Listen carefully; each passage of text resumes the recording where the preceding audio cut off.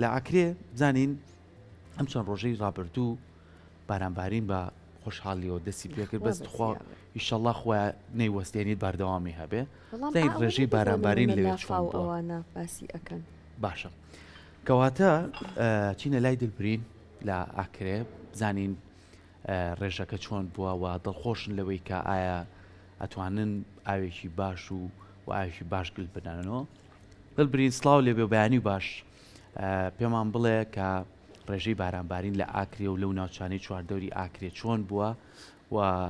ئەتوانین بڵین ڕێژەیەکی باش بوو یاخود جارێ ماوە و ئیشەڵڵا زیاتر بارانە بارێ سەرکو سەحر سپێدە باش یعنی ئەگەرم بەحسی ئەو پێلا بارانبارینە وەکو چەند ڕۆژین دەربەزبووی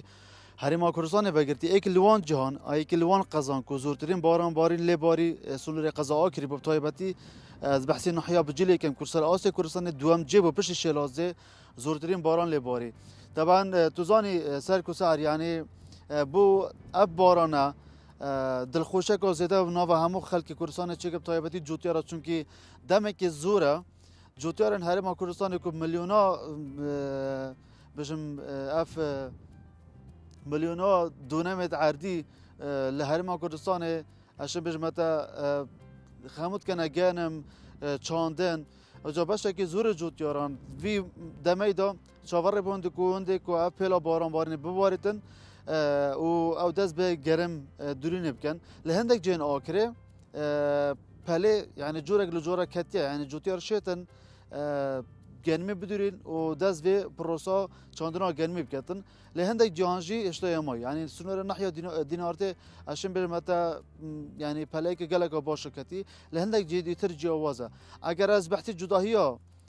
بارانبارین سال در باز بود دیگه اف سال بکن و کی اف رو هلبت دو جارکی پتر بارانباریه چونکی پار اف سال گله کم بارانباری بود توزانی یعنی سرکوسر خلقی که زیاده نوجا باران که خلقی که زور چاوره بوند کنده باران بارتن یعنی اف چند سال دو ماهیه کو گوران کاری کو بس کشو هوای دهاتی جوتیار یعنی دم خدا نشین گرمی بدورین بو اگر کو هشکا سالی دروز بیتن کیمیا آوه ایکلوان آرشا بکو سنور قضا آکریش به هر نبول و آرشه و جا اگر از بحثی آمارن کشناسی آکریب کم کو یعنی شبا در بازبوی به آمار خدای نما حتی اونو که سنور قضا آکریز اف سالا 62 میلیمن باران بارینه و اگر جواز که سالا در بازبوی دیگر نو کم 31 میلیم هات بون یعنی شن بجمت دو جارکی لهاتیا اگر بچینه ناحیه توی مثلا گردسین بونو منا حتی افرو که 42 میلیم بارن یعنی نزدیک 43 ها سالا در بازبوی 26 میلیم بو ناحیه بجیل سالا در بازبوی 51 میلیم بو بس نو که حتی افرو که یا اف سالا نتو حفت يعني نزدیک 100 میلیما دینارته کو رجا هری زوره سالا در بازبوی 65 میلیم باری بو وکی افرو و حتی اونو کجی الافرو يعني اف سالا دا 129 میلیم يعني شمش متا 130 میلیم بارنه کو ابشی با جهد الخوشات جوتیارا نو که گلک جوتیارا دست کلانا عادی کن پار ویده میدا خلقی که زیاده جوتیار بهیوی بون کو باران بارید وکی میگوتی خلقی که زور لسنور قضا آکره و یعنی همو قضان کردستان دست باران یعنی دست نویجا باران اکر بونتی که خود تعالی باران که بارین تنو و جوتیا دست بکار کشتوکالا خوب بکنه و اگر از بحثی